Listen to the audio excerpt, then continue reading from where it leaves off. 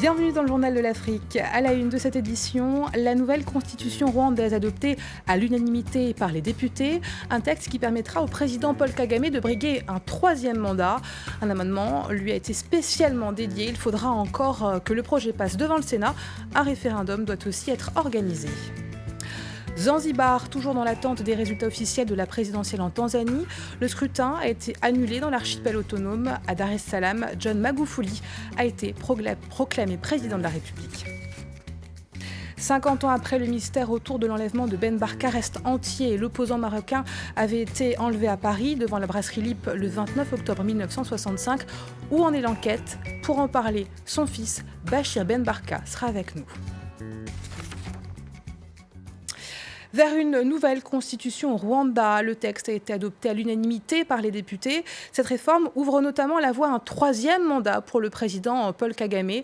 Le chef d'État, qui bénéficie de l'appui de millions de Rwandais, pourrait donc rester au pouvoir. Et c'est un amendement taillé sur mesure pour Paul Kagame qui a été voté. Les explications de notre correspondant à Kigali, Thaïs Brook. Depuis hier matin, les députés sont rassemblés dans cet hémicycle et votent article par article cette réforme de la Constitution. Ça y est, c'est terminé. Les articles ont tous été adoptés ou presque à l'unanimité. Même l'article 101, cet article, c'est celui qui limite à 2 le nombre de mandats présidentiels. Il est conservé. En revanche, la durée de chaque mandat passerait de 7 à 5 ans. Donc en l'état, le président Paul Kagame ne pourrait pas se représenter. Mais cela, c'est sans compter l'ajout d'un nouvel article, le 172, qui lui permet de se représenter en 2017 pour un nouveau mandat de 7 ans. La présidente de l'Assemblée nationale conteste qu'il s'agisse d'un amendement taillé sur mesure pour l'homme fort du pays.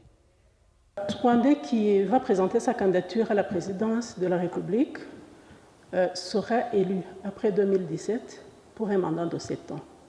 Il peut être réélu selon ce que prévoit l'article 101. Ce qui est prévu dans l'article 101, c'est que le président de la République a un mandat de 5 ans renouvelable une fois. Et donc, c'est pour tout candidat à la présidence de la République. Ce n'est pas seulement pour le président Kagame. 7 ans de plus en 2017, puis 5 ans en 2024 et encore une fois 5 ans en 2029. Le projet de constitution doit d'abord être adopté au Sénat, puis être ensuite approuvé par un référendum populaire dont la date n'est pas encore fixée. Mais si le projet de constitution est bien adopté en l'état, le président Paul Kagame pourra briguer 3 nouveaux mandats et rester au pouvoir jusqu'en 2034. En Tanzanie, John Magufuli a été proclamé président de la République à l'issue du vote du 25 octobre. Il a totalisé un peu plus de 58% des suffrages. Mais sur l'archipel autonome de Zanzibar, l'incompréhension persiste. Le scrutin avait été annulé. La population est toujours dans l'attente des résultats officiels. Écoutez la réaction d'un sympathisant du parti au pouvoir. Les résultats ont été annoncés en Tanzanie et Magufuli a gagné, donc on n'a pas grand-chose à dire là-dessus. La Tanzanie appartient aux Tanzaniens. On s'inquiète pour Zanzibar. Nous voulons que les résultats de Zanzibar soient annoncés. Jusqu'à présent, les résultats n'ont pas été annoncés. Ils ont dit que les résultats ont été annulés. Pourquoi les résultats devraient être annulés ? La totalité des membres du gouvernement nigérian ont approuvé. Le Sénat du pays a validé la nomination des derniers candidats qui formeront le nouveau cabinet du président Muhammadu Buhari. La liste des personnalités sélectionnées avait été remise au pouvoir législatif en début de mois. Chaque nouveau ministre a été auditionné au préalable. En tout, ils sont 36. La date de leur entrée en fonction n'a pas encore été fixée. 18 contractuels des Nations Unies ont été enlevés par une centaine de rebelles lourdement armés au Soudan du Sud. Des contractuels qui acheminaient de l'équipement à des casques bleus. Quand ils ont été attaqués au nord de la ville de Malakal, le porte-parole de l'ONU a demandé leur libération immédiate. Tous sont de nationalité sud-soudanaise.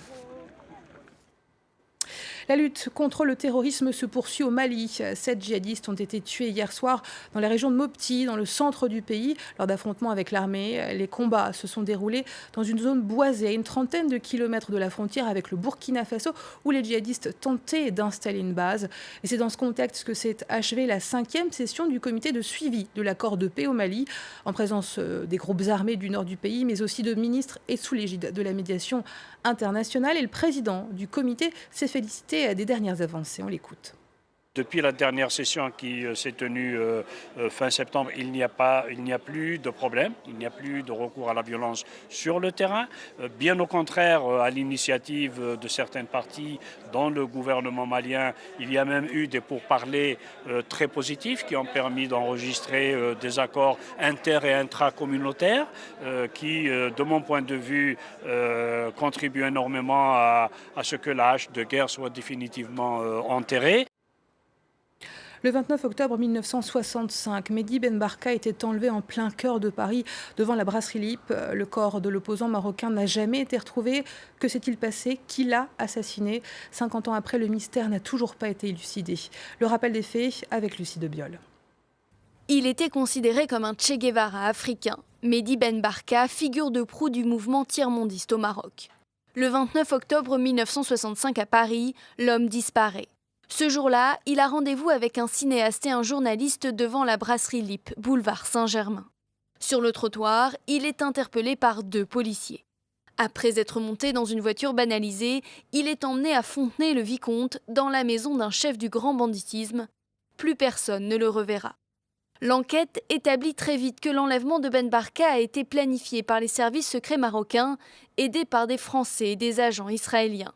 Mais les circonstances de sa mort restent un mystère qui se heurte à la raison d'État. Pour l'avocat de sa famille depuis 50 ans, Maurice Butin, l'homme qui est derrière tout ça, c'est l'ancien roi du Maroc, Hassan II. Ben Barka était l'un de ses principaux adversaires et déjà en mars 1964, le souverain l'avait fait condamner à mort, obligeant l'opposant à s'exiler. Hassan II mourra sans être officiellement mis en cause. Seul son ministre de l'Intérieur sera condamné à la prison à vie par contumace. En France, les policiers qui ont participé à l'opération sont condamnés dans les années 60. 40 ans plus tard, de nouveaux juges rouvrent le dossier. Des mandats d'arrêt sont délivrés contre des Marocains sans résultat. L'instruction se poursuit toujours aujourd'hui. Jusqu'ici, le corps de Mehdi Ben Barka n'a jamais été retrouvé. Et pour en parler, Bachir Ben Barka est sur notre plateau. Vous êtes le fils de Mehdi Ben Barka. Aujourd'hui, vous avez commémoré les 50 ans de l'enlèvement de votre père devant la brasserie Lippe. Pourquoi est-ce important de continuer à se rassembler? D'abord pour dire qu'on n'oublie pas. Pendant 50 ans, on essaye d'organiser l'oubli pour qu'on passe les bras contre la raison d'État. Donc on se réunit chaque année pour dire qu'on n'oublie pas et qu'on exige la vérité. Aujourd'hui, plus de 300 personnes étaient présentes devant la brasserie Lippe sous le slogan « Vérité et justice ». Nous voulons connaître ce qui s'est passé. Nous avons, en tant que famille, des questions qui sont, 50 ans après, sans réponse. Qui sont les assassins de Mehdi Ben Barka? Où est son corps? Nous n'avons pas de lieu où aller nous recueillir. Et question aussi qui nous intéresse en tant que citoyens, est-ce que toutes les responsabilités ont été établies? L'enlèvement et la disparition de mon père est un crime politique, est un crime d'État, État au pluriel. Le pluriel qui se conjugue comme les États dont les services ont participé à la disparition de mon père. Et pendant 50 ans, on est confronté à cette raison d'État qui empêche la justice de faire son travail. Et donc pour vous, quels sont justement les facteurs qui font qu'aujourd'hui, on ne peut toujours pas accéder à cette vérité? La raison d'État.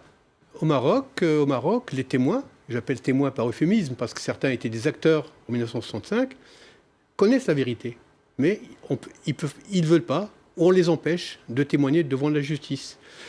Au Maroc, il y a des fouilles qui peuvent être faites dans un endroit où on dit que le corps de mon père une partie du corps de mon père serait enterrée. Les autorités marocaines refusent de faire des fouilles à cet endroit-là. En France, le secret défense est toujours imposé à des documents provenance des services secrets français que la justice ne peut toujours pas consulter. Voilà quelques manifestations de la raison d'État. Et où en est l'enquête justement? Est-ce qu'il y a de nouvelles pistes? On sait notamment qu'il y a la déclassification de dossiers de la CIA qui pourrait aider l'instruction. Où est-ce qu'on en est? Absolument. La CIA reconnaît posséder plus de 3000 pièces au nom de Ben Barka. Ces dossiers, ces pièces ne sont toujours pas déclassifiées. Nous avons entamé une procédure sous le Freedom of Information Act, mais qui n'a pas abouti. En dernier moment, la CIA a refusé de déclassifier, soi-disant, ça touche la sécurité nationale américaine.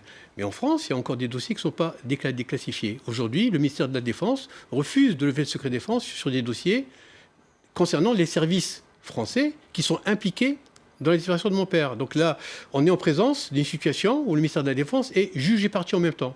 Nous souhaitons que la justice puisse consulter ces documents pour pouvoir progresser. La vérité, elle est d'abord chez les témoins.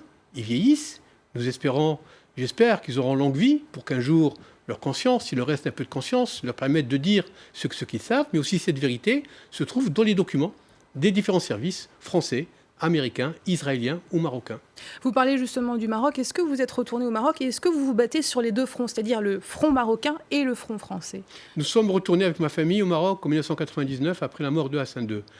Nous n'étions pas interdits de séjour au Maroc. C'était un choix que nous avions fait. Lorsque mon père a été enlevé, nous étions au Caire. Il nous a fait sortir du Maroc parce qu'il y avait une pression sur nous. Et pour avoir une liberté d'action, il nous a fait sortir du Maroc. Et nous habitions le Caire quand le crime a été commis. Depuis, nous avions refusé de retourner au Maroc. Et nous sommes retournés lorsque, après son avènement, le roi Mohamed VI a fait un premier discours où il insistait sur sa volonté de faire avancer les droits de l'homme au Maroc.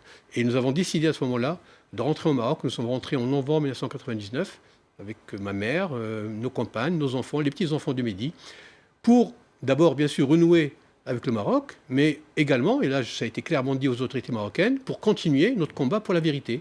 Et c'est vrai j'y retourne régulièrement pour des conférences, pour des contacts avec les associations de droits humains, pour essayer de faire avancer le dossier. Il y aura bientôt, au fin novembre, début décembre, un colloque à Casablanca autour de la mémoire de Mehdi Ben Barka, et j'y serai présent. Merci beaucoup pour toutes ces précisions, Bachir Ben Barka. Merci d'être venu sur France 24. La consécration de deux écrivains africains, le Grand Prix du roman de l'Académie française a été décerné à Edi Kadour, le romancier originaire de Tunisie, pour son livre Les Prépondérants, et à l'Algérien Boualem Sansal pour sa fable d'inspiration orwellienne 2084. C'est cette première récompense qui ouvre la saison des prix littéraires. Edi Kadour est d'ailleurs en lice pour le Goncourt. C'est la fin du Journal de l'Afrique. Merci de l'avoir suivi.